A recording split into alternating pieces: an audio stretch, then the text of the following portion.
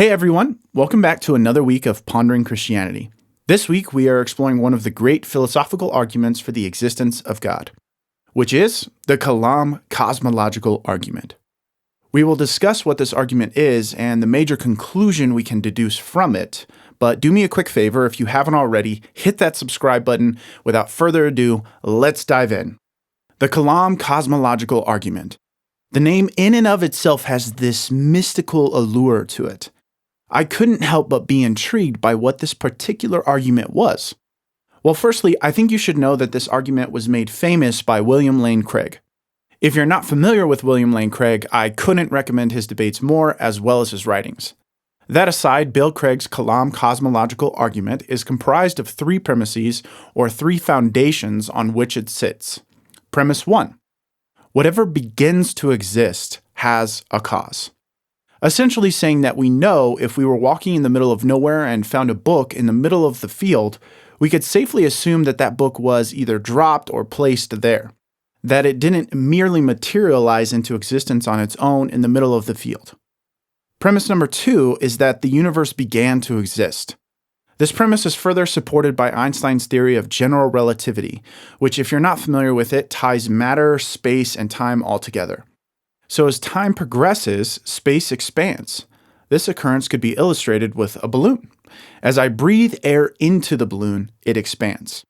The surface of the balloon is space, and the air I breathe into it is time. If I let air out, what then happens? Well, of course, the balloon gets smaller. The space contracts. Now, with time and space, it gets so small that it's literally nothing. Nothing at all. Not space, not time, not matter, not a tiny balloon, not even space. It's nothing. Yeah, it's a bit of a mind bender, but you get the point. Finally, this allows us to arrive at premise number 3. Therefore, the universe has a cause. Similar to my book analogy earlier, we know the book had a cause which resulted in it being in that field. If I was curious enough, I could probably do some investigation to figure out more about the book, the contents of that book, the area the book was found in, so on and so forth, to essentially piece together as much information as possible so as to surmise, if you will, a likely history of how that book got there. What this argument is attempting to do is show that our universe should pose to us a question. The question being, what began the universe? This argument becomes relevant in the conversation of God because the universe couldn't create itself.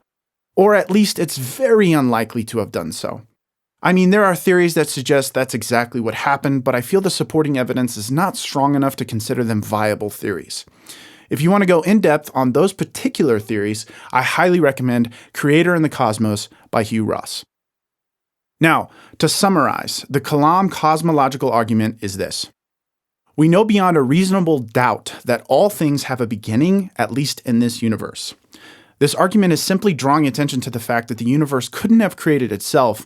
It shows us that a timeless, spaceless, non-material cause had to be the beginning of it all. Again, we know this as all three come into existence at the same point.